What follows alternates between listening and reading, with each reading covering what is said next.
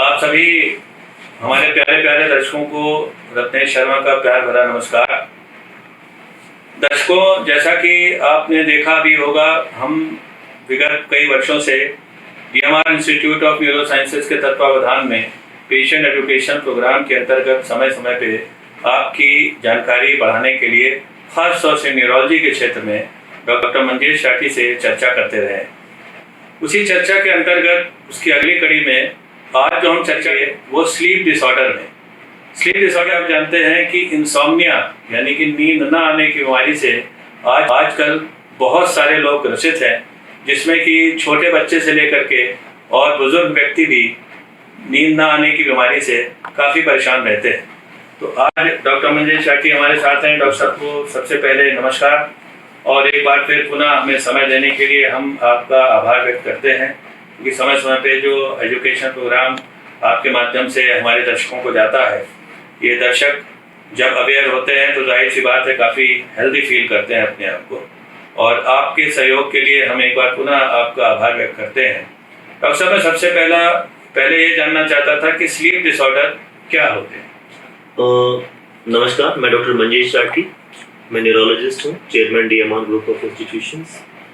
जैसा कि रत्नेश शर्मा जी ने बताया और जैसे हमारे पास क्वेरीज आई जी सर पब्लिक हेल्थ अवेयरनेस के लिए, स्लीप डिसऑर्डर्स वो डिसऑर्डर्स होते हैं जो कि हमें स्लीप में प्रॉब्लम करते हैं। जैसे कि कॉमनली स्लीप डिसऑर्डर्स इंसोम्निया है, मतलब कम नींद आना, इंसोम्निया।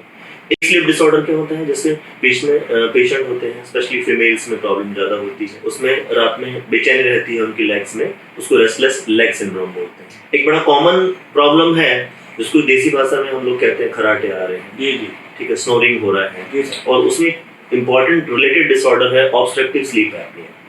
मीन्स आपको सांस लेने में रात में दिक्कत हो रही है, स्नोरिंग कर रहे हैं आप, ठीक है, और उसके बाद में आपको जो है सांस में रुकने में दिक्कत आती है और बैठ के सांस लेना पड़ता है, उसको ऑब्स्ट्रक्टिव स्लीप एपनियास कहते हैं। पैरासोम्नियास काफ़ी और डिसऑर्डर्स हैं, तो ये सब इंपॉर्टेंट डिसऑर्डर्स हैं जो कि स्लीप डिसऑर्डर्स में आते हैं।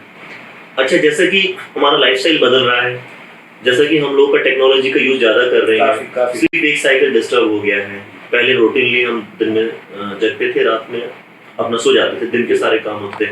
आजकल आप देखिए कितने लोग हैं जो रात की शिफ्ट में ड्यूटी कर रहे हैं, कुछ लोग इंडिया में काम करके अमेरिका काम कर रहे हैं, मोबाइल फोन का एक्सेसिव यूज हो गया है, हर आदमी का लाइफस्टाइल बहुत बिजी हो गया है, तो इससे स्लीप डिसऑर्डर्स के जो इंसिडेंसेस हैं बढ़ गए हैं। डिफरेंट स्टडीज डिफरेंट रिपोर्टिंग करती हैं।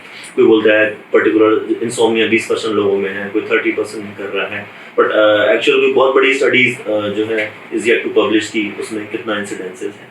तो स्लीप डिसऑर्डर्स आजकल इम्पोर्टेंट क्यों बन रहे हैं, क्योंकि जो हमारा ये डिफरेंट पैटर्न चेंज हो रहा है, इससे जितने स्लीप डिसऑर्डर्स हैं आपका स्पेशली ऑब्स्ट्रक्टिव स्लीप एपनिया एक कंसर्न की बात है। अच्छा, एक इम्पॉर्टेंट चीज जो मैं आपको बताना भूल गया, नार्कोलेप्सी बड़ा कॉमन है। नार्कोलेप्सी मतलब बैठे बैठे एकदम आदमी सो जाता है। अच्छा, कॉज एक्सीडेंट का भी हो गया है।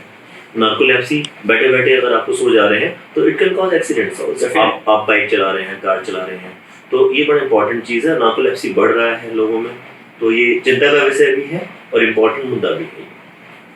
अब सर फिर डायग्नोसिस कैसे करते हैं आप पेशेंट का? देखिए, स्लीप डिसऑर्डर्स में सबसे इम्पोर्टेंट तो हिस्ट्री है। पेशेंट खुद आगे बताता है, साहब मुझे नींद कम आ रही है, या बैठे बैठे सो जा रहा है, या पेशेंट के जो साथ में रिलेटिव हैं, वाइफ है या हस्बैंड बताते हैं साहब रात में बहुत ज़्यादा इनको स्नोरिंग हो रही है, खराटे आ रहे हैं, तो वो खुद कंप्लेंट लेके आते हैं। फिर उसके बाद में हम उनको स्लीप लैब है हमारे पास में, डेडिकेटेड डिपार्टमेंट है स्लीप न्यूरोलॉजी का, स्लीप लैब है, उसमें हम पॉलीसोम्नोग्राफिक स्टडी करते हैं।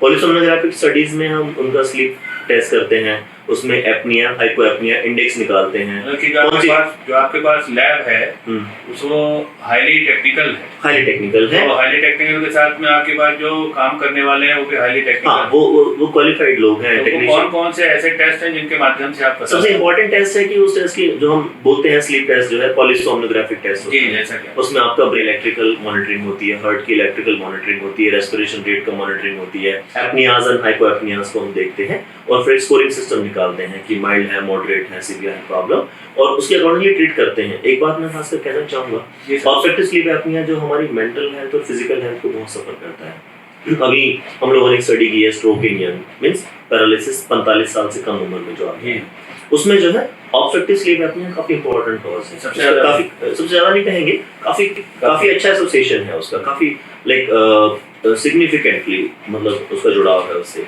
तो हमें इन स्लीप डिसऑर्डर्स पे ध्यान देना है, इंसिडेंसेस बढ़ रहे हैं, इनको डायग्नोसिस करना है पॉलीसोमनोग्राफिक स्टडी के थ्रू, इनका फिर हमें ट्रीटमेंट करना है। तो जैसे कि स्लीप के लिए बात करें, इंसोम्निया के लिए बात करें, कम नींद आना है, तो स्लीप हाइजीन बहुत जरूरी है। आप टाइम से सोइए, टाइम से अपना उठिए, रेगुलर एक्सरसाइज कीजिए। जो आजकल हम लोगों ने क्या है, रेगुलर एक्सरसाइज और टाइम से उठना सोना काफ़ी डिस्टर्बेंस हो गया है।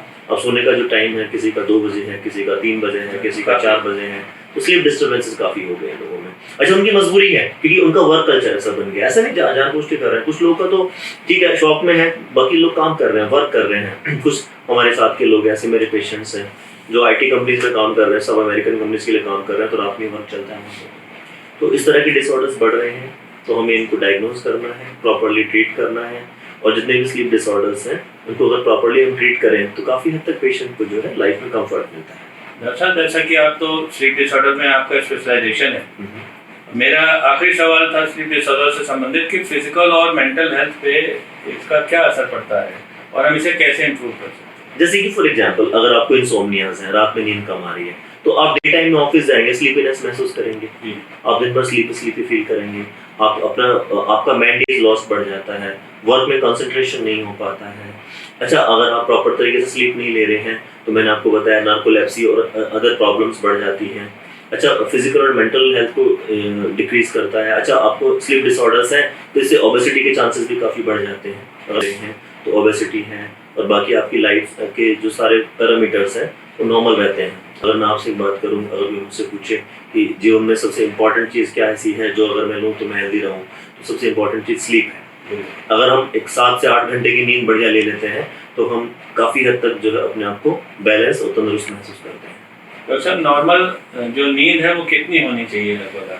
देखिए, रफली हर आदमी का, कुछ लोग लॉन्ग स्लीपर्स हैं, कुछ लोग शॉर्ट स्लीप स्पैन लेते हैं, तो 6 से 8 घंटे की नींद कम से कम पर्याप्त होनी चाहिए। इससे कम लेने में दिक्कत नहीं। अच्छा, एक बार फिर मैं आपका धन्यवाद करना चाहूँगा कि आपके माध्यम से हमारे पेशेंट्स को हमारे जो क्वायरीज हैं जो सबसे ज़्यादा आती हैं उनके लिए आपके जो महत्वपूर्ण जो आपका विषय है और महत्वपूर्ण जानकारी उन्हें मिलती है। एक बार पुनः मैं आपका हार्दिक आभार व्यक्त करता हूँ और मुझे पूरी उम्मीद है कि ये जो आपने आज हमारे दर्शकों को बताया, इन दर्शकों को इससे बहुत लाभ होगा और नींद के बीमारी में की जो महत्वपूर्ण स्थिति है वो उनको जानकारी प्राप्त होगी। और हम अपने दर्शकों से भी अनुरोध करते हैं कि जो भी जानकारी डॉक्टर साहब ने आपको दी है उसको अपनी लाइफ में उतारिए, जिससे कि अगर इस तरह की कोई समस्या है उस समस्या का समाधान आप स्वयं करें या आप संपर्क करके उस समस्या के समाधान को कर सकते हैं। आप सभी का बहुत बहुत धन्यवाद और तमंजेश शाह की आपका बहुत बहुत शुक्रिया।